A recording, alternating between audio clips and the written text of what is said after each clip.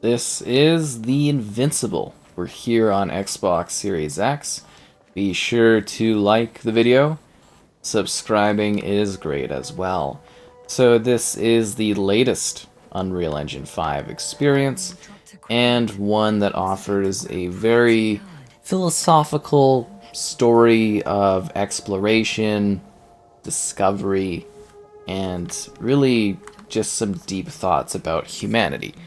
There's a FOV slider as well, and it's based on a book from the 60s. And it really does dive into those concepts quite deeply in regards to just, you know, who are we, what are we doing, everything like that. So what are we getting here? It's a 4K resolution, dynamic with some sort of scaling technique, 60 FPS, and yeah, we're out on a adventure. So it is something that is structured in a very, very narrative-driven sort of setup where you are lightly interacting with things, making choices, doing dialogue. It's got like a really interesting vibe, honestly. And you are a sharp-witted astrobiologist named Yasna, and it's got a very intriguing sort of opening to it. In regards to the setup, it's just a few still pictures. Your crew went on a successful mission, someone got injured, everybody went to sleep, and now you've woken without memory of what's happening, and you're slowly getting, I guess, indications, flashbacks, stuff like that, of the situation. Already awake? Good. My body might be awake, but my brain is still in the fridge. I wouldn't be so sure, my dear. Clearly your sense of humor was first awake. No, sense of humor was funny. You'll never know what you're gonna find here on Regis III. Why are you here? What's happening? Are people friends? Enemies? What's going on? It's an iconic novel of world-known hard science fiction. Hibernation will do that. Just sit for a while. There's lots of things you aren't prepared for, and lots of trials that will come along the way. And it is a very easygoing sort of time. That makes sense. Like, you are doing light interactions a lot of the time. And it's going to really dive into some deeper space thoughts.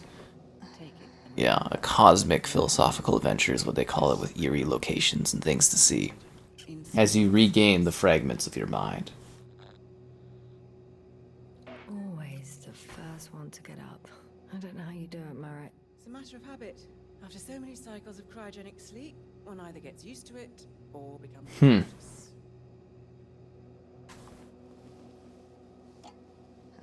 Koval, will you help me here? Sure, I'm coming. Must actually be pretty hard on the body to, like, not function for a long time. Even though you don't feel it, and then just have to function again. It's a good time. Yasna, look for yourself. This is not the right planet. What planet are we on? Walking yet? Koval, could you stop? What does it all mean? I'm telling you, we woke up in the wrong place. Yes, we heard you. Enough of this, Yasna. Crew, Astrogator. debating chamber in 15 minutes. This can't be good. Guess we'll find out. But first, here, hold on to It's it. definitely got like an interesting visual aesthetic to it as well. If that makes sense. Like, I like the art design they got going on for it.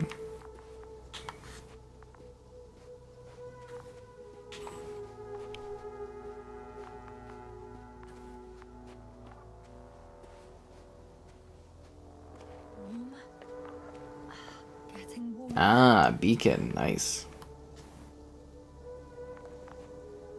Got you. We're trying to find our way to a camp as well. There's kind of like this really long explanation type thing before we get going, and I figured it was kind of better to just kind of get on to the adventuring part to showcase you a little bit of world exploration. Because there are some questions, our character not being able to remember things. On a way out of the valley. Leading more or less towards the camp. You've got a journal that kind of like guides you to some degree, I guess. Go this way. Oh, that attitude. You gotta jump. It really is quite beautiful, though.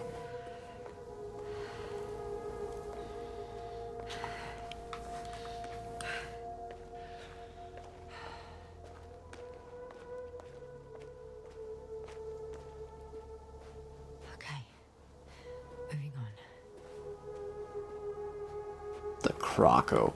Yeah, at first you had to figure out where exactly you are in, like, relation to some big things. There's, like, you know, a dog thing over there, the needle. Well, the dog thing's there, the needle thing's there. You have to use these, like, specific positions to kind of, like, orient yourself from your notes, because you can't remember what's going on or what's happening. It's very, actually, intriguing of the setup. No time It's like, where are we? What's going on? What's happening? And then the crazier things go on across the adventure. But it is supposed to at least come across as something that is, like, pretty easy for interactivity. It's more about the story and the journey. If this area is volcanically active, ash outbursts and extreme temperature changes may explain the extinction of local fauna and flora. But it's all just too idyllic. There's no dust in the air. The sky's clear, and the soil looks like laterite to me. It's a good thing we have a biologist for information, eh? Not entirely barren.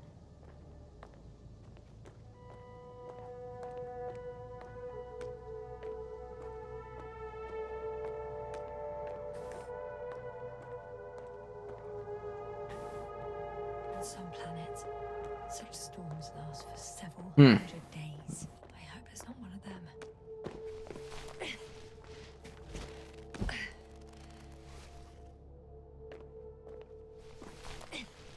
Definitely like the vibe, though. The music, the setup, the atmosphere.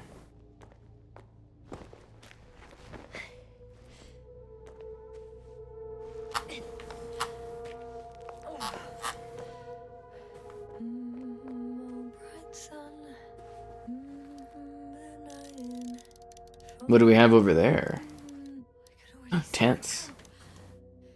Over 400 meters in a straight line. I see you. Can you hear me? I just need to get down from here.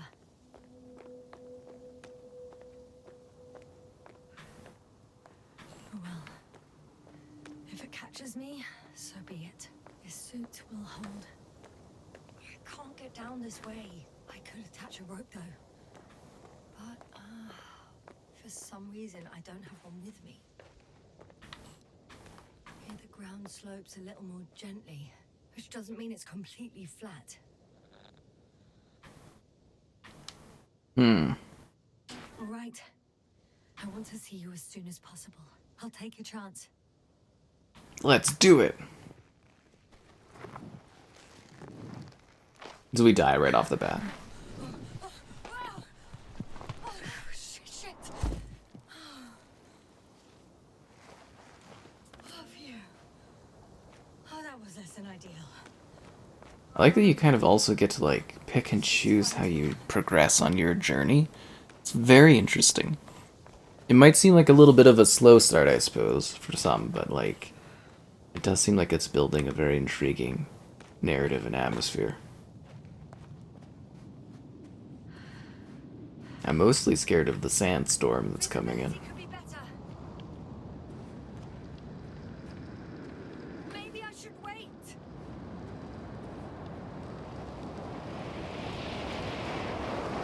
The storm gets worse. I'll be cut off from you. I'm going right through this storm.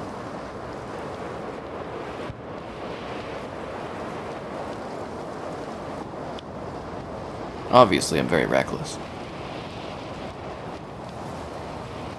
Yeah, science fiction author and futurist, Polish futurist, Stanislaw Lem. We don't really get too many people that, like, do futurist stuff these days, do we? Or it all seems so tame. Did I, like, die?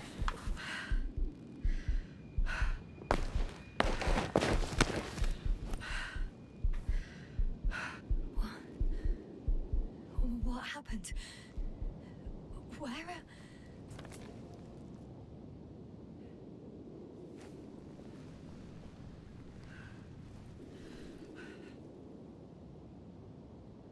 Oh, there's the camp. I was heading to... Impossible. I'm much closer to my destination. I must have walked for some time. But... I don't remember it. It's like this planet is playing tricks.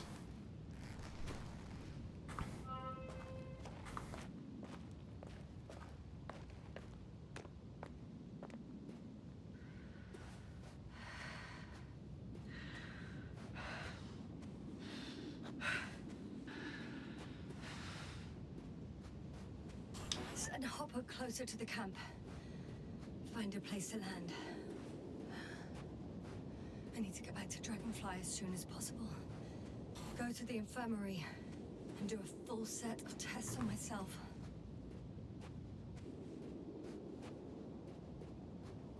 The only question is, are other people alive? Am I the only survivor? What's going to happen?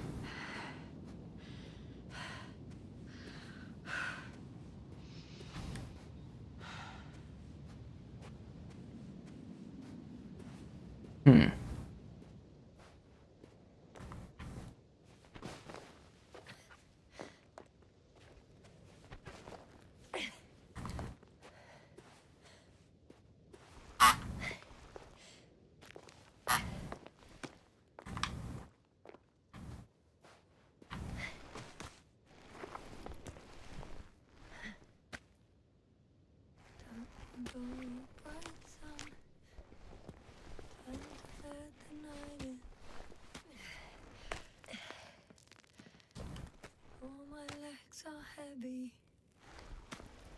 The film is not inviting. Good thing this suit allows for Legs become too, basic rock climbing. hands become too weary. Down you go. Right, it's not that scary.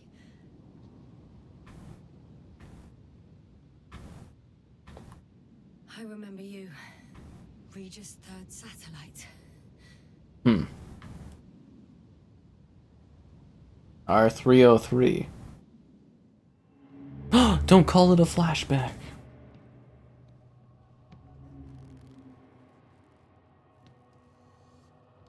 Astrogator, sir. Crew, Dr. Gorski, right on time. Any updates? we have a set of data from the near-surface probe.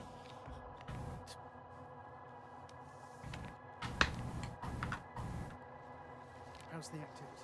0, 0, and 2. So, less than nothing. Atmosphere? Nitrogen, 78%. Argon, 2%.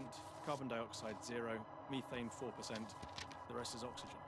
Wait, that's 16%. With oxygen concentration as such, there should be life. At least some microbes, and yet we have detected no traces. Well, we'll get to that later. Let's finish with the probe files. Air radioactivity? It's virtually 0. In the word of paradise. No radioactivity, no endospores, no bacteria, no mold, no viruses, nothing. Just the oxygen. If there are no living organisms on the continent, there shouldn't be this much of it. What if life develops on some other continents here? No, I doubt it. Insulation outside the equatorial zone is weak. You don't see how thick the polar ice caps were, Doctor. I can guarantee a minimum of 5 miles of ice sheet, potentially 6. That's true. There's more chance of something in the ocean. Some seaweed, algae. But why didn't life migrate to the land? Could be because of hard radiation. I don't think so. According to the probe readings, the ground activity is exceptionally low for this part of the galaxy. I wonder if some special kind of drought-intolerant evolution occurred here. That would at least explain some of the abnormalities. Anyway, we'll have to take a look under the water. First, it would be good to know what time frame we're working with.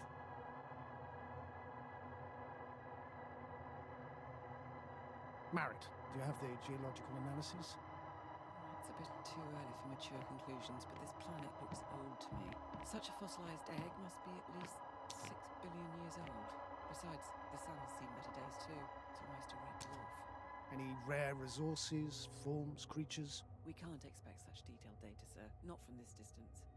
Yes, we would have to explore the surface. Astrogator, what exactly are we looking for? The value of this planet. For now, it may seem like the pinnacle of nonsense, but I assure you that Regis III is not without worth. How would he know that? With all due respect, Astrogator, I have the impression you're not telling us everything. As always, Dr. Koval, your instincts are correct. Please forgive my reticence. My goal was to maintain unimpeded research neutrality.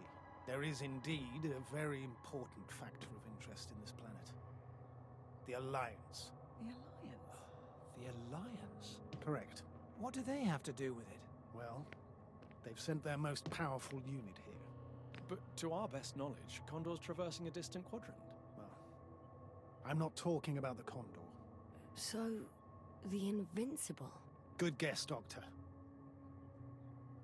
A steel behemoth with the power to produce billions of kilowatts in a split second, converting it into energy fields that no material body can penetrate, concentrating it into destructive rays as hot as stars that can reduce a mountain range to dust or evaporate an ocean, together with its crew of almost 100 men, professionals that are neither better nor worse than us. Well, I dare to say we're better trained, Astrogator. They are, however, unquestionable masters of propaganda. I know that some accomplishments they brag about are very much far-fetched, but the capabilities of the Invincible are not subject to doubt. And we as the scientific body should sever ourselves from the emotional and symbolic facade. In other words, we cannot ignore facts just because we don't like them, Mr. Koval. All right, but where do we stand in all this, together with our, may I say, not quite as numerous staff? Despite our modest forces, we still have a chance to gain a critical advantage over the Alliance, while avoiding confrontation. Okay, and how would we do that? Simple. We leave this planet before the Invincible arrives here. Which is when, exactly? Well, they're still far away. Astrogator, please, how much time do we have to conduct safe research? 13 days. There's no time to lose, then. I appreciate your eagerness, Koval. Dr. Crowther, do we need full gear? Definitely. Also, I'd caution you against taking off your helmets for a prolonged duration. This amount of methane is not neutral. Breathing the local atmosphere will lead to saturation drop, and you may start showing symptoms of mild brain damage. Feel stupefied. But don't worry, not before an hour or even a couple of hours. I see. Dr. Gorski, will you program Artie to collect samples? Of course. Marrett, Crowther, please prepare for the surface. Koval, you too. You're leaving early in the morning. And what about me? You're staying on board, Doctor. But Astrogator... This is not up for debate. I need you here. As you well know, there's not much work to do for a biologist on Regis III, if any. But yet we ended up here all the same. Huh. Well, if I was ordered to stay, what the hell am I doing here?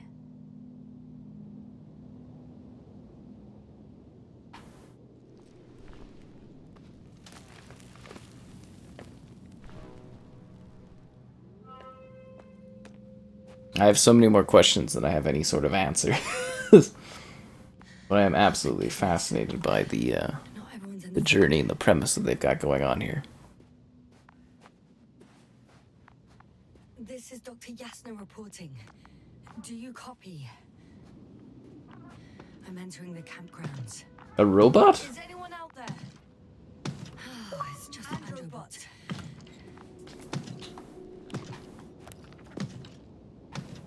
Androbot, guide me to the nearest crew member. Androbot, guide to people. Androbot, locate human. Damn. RT, come on. Dr. Gorski, have you made changes to the Androbot's algorithms without telling anyone? Again. Well. Hey, look, a person. Never mind. Oh, Dr. Crowther. Didn't you hear me earlier? Doctor. Is everything all right?